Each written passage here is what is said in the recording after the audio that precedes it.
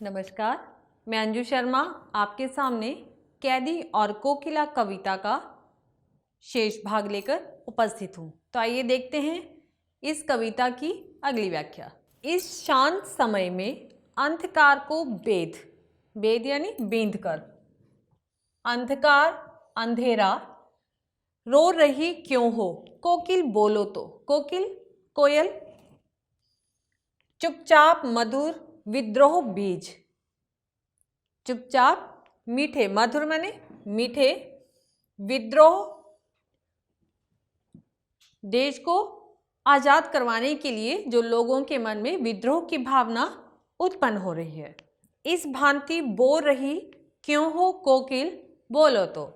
कोकिल कोयल, इस शांत समय में, कवि कहता है कि इस शांत समय में, रात के अंधकार में, जब सब कुछ शांत है, शांत वातावरण है, तो तुम क्यों चीख रही हो, क्यों रो रही हो, बेथ रही हो, तुम्हारी आवाज जो है इस शांति को भंग कर रही है।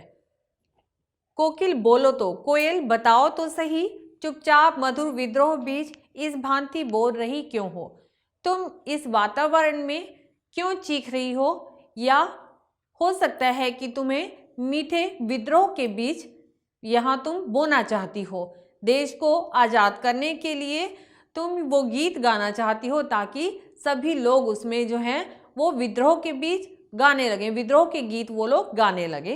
कोकिल बोलो तो, अरे कोयल बताओ तो सही, तुम क्यों चीख रही हो।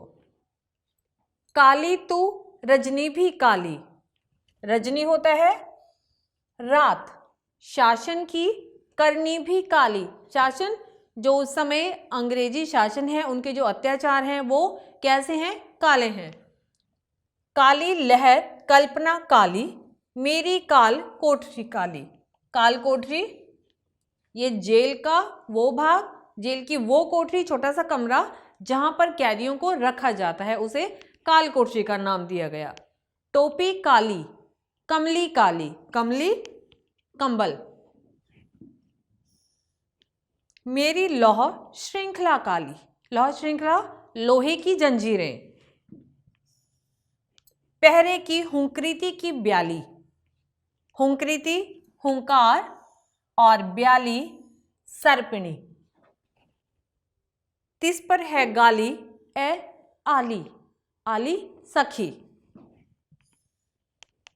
काली तू रजनी भी काली, उस समय वो जेल के बारे में बताना चाहता था, जेल के बारे में कैसा वहाँ वातावरण है, उसके साथ क्या क्या होता है, उसके बारे में कवि अपनी सखी कोयल को संबोधित करते हुए कहता है, काली तू रजनी भी काली, शासन की करनी भी काली, कि अरे सखी कोयल तू भी काली और ये जो रात है ये भी काली है, शासन की करनी भी काली, और तो और ये जो अंग्रेज लोग जो इस समय शासन है, जो वो अत्याचार करते हैं हम लोगों के ऊपर, वो उनके कारनामे भी कैसे हैं, काले हैं। काली लहर कल्पना काली, मेरी काल कोठरी काली, मेरी जो कल्पना की तरंगे हैं, जो मेरी कल्पना की लहरें हैं, वो कैसी हैं, काली हैं, उनमें कोई भी आशा दिखाई नहीं दे रही है। कवि इस समय बहुत निराश है। टोपी काली कमली काली, मेरी टोपी भी काली है और मैंने जो कंबल लिया है वो भी कैसा है, काला है। मेरी लौह श्रृंखला काली, और तो और जिन जंजीरों के साथ लोहे की मुझे बांधा गया है वो भी किस रंग की हैं, वो भी काले रंग की हैं। पहरे की हुंकृति की ब्याली, और जो मेरे जेल में पहरेदार हैं वो कैसे हैं, काले नाग की तरह, काली सर्पिणी की तरह वो हुंकार भर रहे हैं।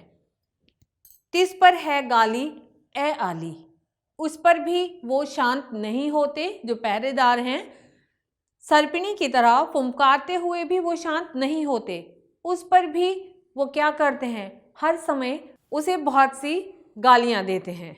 इस काले संकट सागर पर मरने की मदमाती, काला संकट सागर, काला संकट जो सागर है वो बताया गया है कि जो उस समय यहाँ पर अंग्रेजी शासन है और जो पराधीनता है, पराधीनता यानी गुलामी, जो गुलामी के जो संकट हैं वो एक सागर की तरह हैं और मरने की मदमाती, मदमाती यानी मस्त। कोकिल बोलो तो, कोकिल कोयल अपने चमकीले गीतों को क्यों कर हो तैराती। कोकिल बोलो तो। इस काले संकट सागर पर मरने की मदमाती।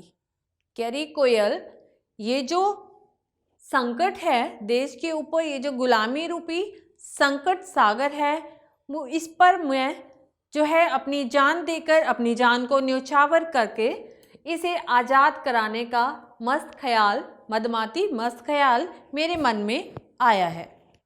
कोकिल बोलो तो, अरे कोयल तुम बताओ तो सही कि अपने चमकीले गीतों की, अपनी आवाज़ को, अपनी मीठी सुरीली आवाज़ को तुम इस अंधकार में क्यों तैरा रही हो, तुम क्यों चीख रही हो। अरे कोयल बताओ तो सही किस वजह से तुम चीख रही हो।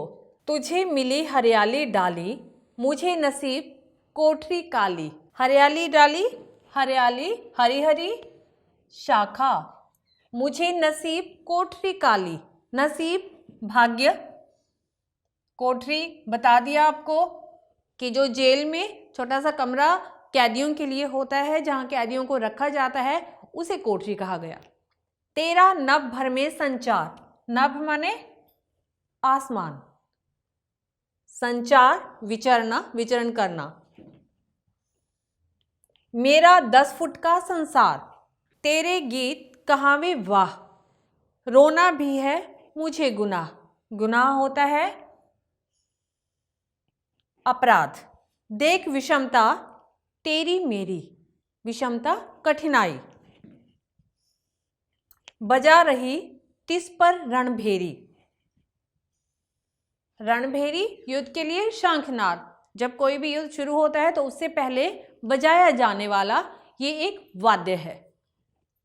इसमें कवि ने जेल की कोठरी के बारे में बताया है कि वो कैसी होती है और वहाँ पर कि कैसा उसका संसार है, उसके बारे में। तो आइए देखते हैं कि कवि जो है वो अपनी सखी कोयल को संबोधित करते हुए कहता है, तुझे मिली हरियाली डाली, कि अरे कोयल तुम्हें तो पेड़ की हरी हरी डालियां बसेरा करने के लिए मिली हुई हैं, तुम बहुत खुश नसीब हो।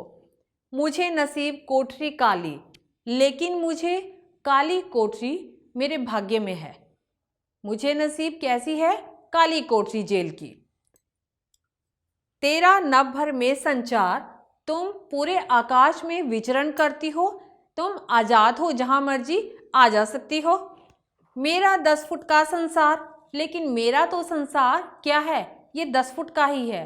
काल कोठरी जो है वो उसका साइज बताया गया कि वो इतनी छोटी है, केवल मात्र 10 फुट की। तो मेरा 10 फुट का संसार, तेरे गीत कहाँ में वाह, रोना भी है मुझे गुनाह।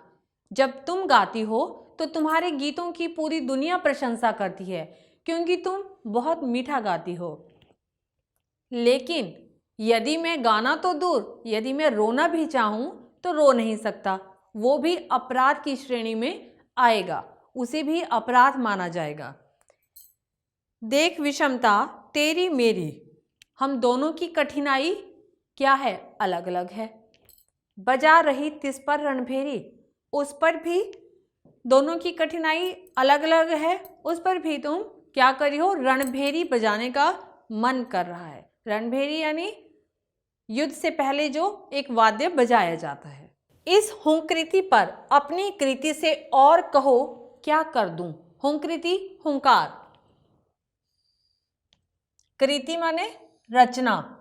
कोकिल कोयल बोलो तो, मोहन की व्रत पर, यहां मोहन कहा गया है मोहनदास करमचंद गांधी जी को।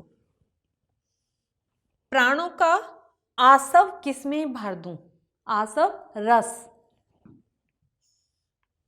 कोकिल बोलो तो, कोयल बताओ तो। इस हुंकृति पर, अपनी इस हुंकार पर, अरे कोयल तुम बताओ तो सही कि मैं और क्या कहूं, मैं और क्या लिखूं। कोकिल बोलो तो, कोयल बताओ तो सही, क्योंकि मोहन के व्रत पर, क्योंकि जो मोहनदास करमचंद गांधी जी ने जो आह्वान किया है सभी लोगों से कि आज़ादी में अपना योगदान दें, तो उसके लिए कुछ ना कुछ तो करना पड़ेगा सबको। तो प्राणों का आसव किस में भर दूं? अरे कोयल तुम बताओ कि किसके प्राणों में मैं इसका रस भर दूं?